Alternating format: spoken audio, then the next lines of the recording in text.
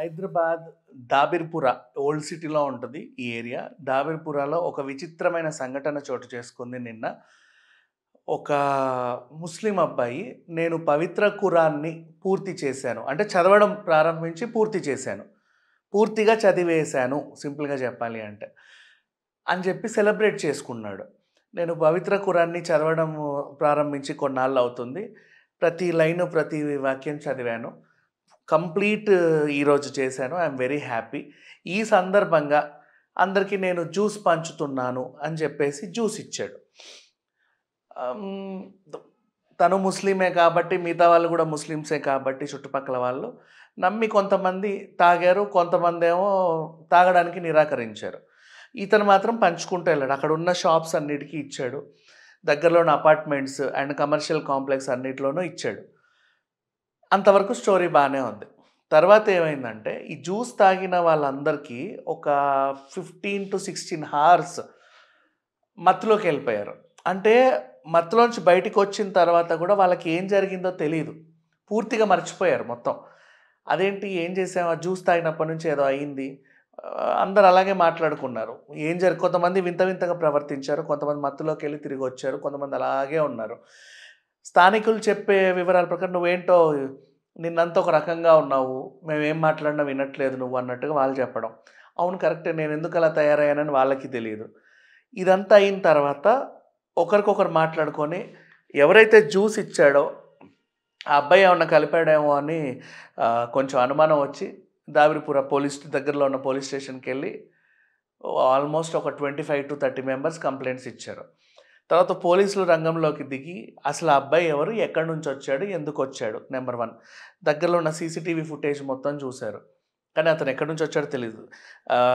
అక్కడున్న వాళ్ళ వివరాలు తెలుసుకున్నారు. ఎప్పుడొచ్చాడు? ఏమిచ్చాడు?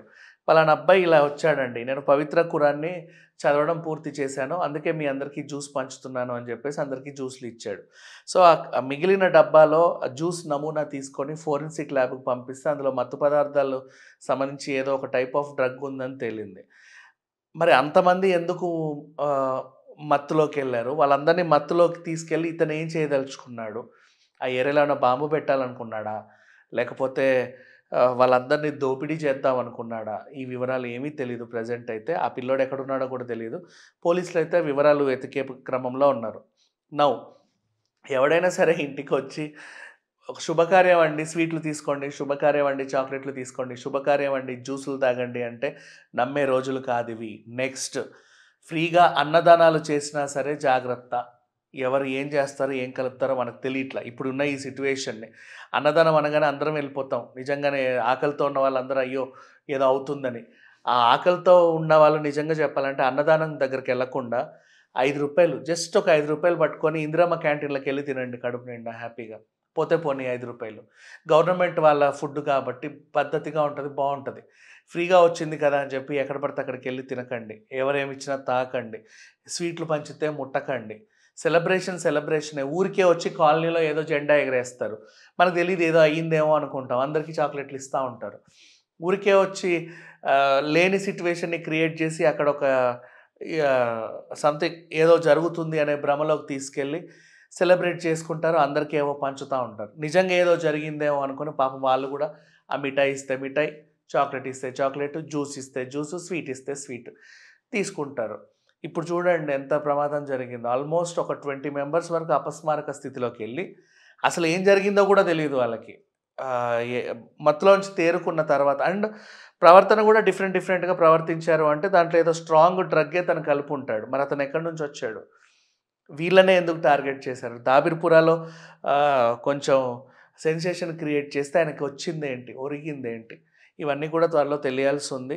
అండ్ ఫోరెన్సిక్ నుంచి వచ్చిన శాంపుల్‌లో ఎలాంటి మత్తు పదార్థం ఉంది, అతనెవరనేది కూడా పోలీసులు తర్వాత చెప్తారు. బట్ మనం మాత్రం ఈవెన్ అన్నదానాలు జరిగినా సరే కొంచెం ఆలోచించి వెళ్ళండి. ఎందుకంటే చేసేవాడు మీకు తెలిసిన వాడైతే తినండి. తెలియని చోటుకెళ్ళకండి.